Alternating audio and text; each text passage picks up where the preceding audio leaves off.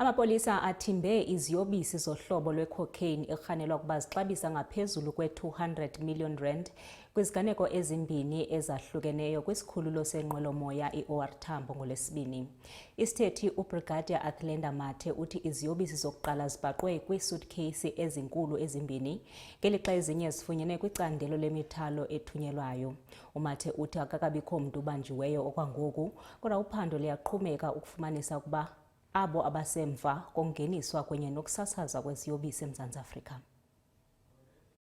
Ibamba likaKhomishana kazwelonke we-South African Police Service usencoma umsebenzi owenziwe ithimba elihlanganise iminyango eyahlukene esikhumulweni sezindiza e-OR Tambo kulandela ukutholakala kwezidakamizwa ezilinganisela kwinani eli-200 million wamarandi. Okhulumela amaphoyisa uthi akekho saboshiwe, kodwa-ke kutholakale izikhwama zigcwele i-cocaine. In the first incident, 2 large travel suitcases were intercepted at the airport terminal. The suitcases contained blocks of suspected cocaine weighing approximately 84 kilograms. In a separate interception at the cargo section, 4 boxes containing approximately 250 kilograms of suspected cocaine were packed into 220 blocks were also seized. The combined estimated street value of the seized cocaine is more than 200 million.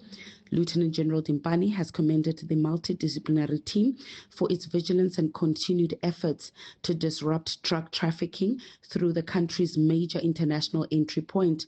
The vigilance of our members at this strategic port of entry ought to be commended.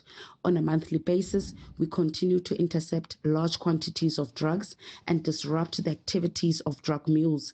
These successes send a strong message that we will not allow South Africa to be used as a transit point or market for illicit drugs.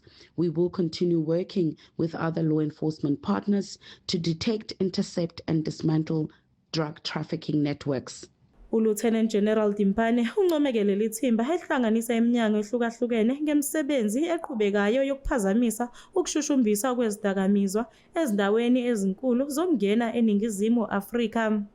Ezindabeni zeSoweto TV, ngikuNokulunga Mthembu.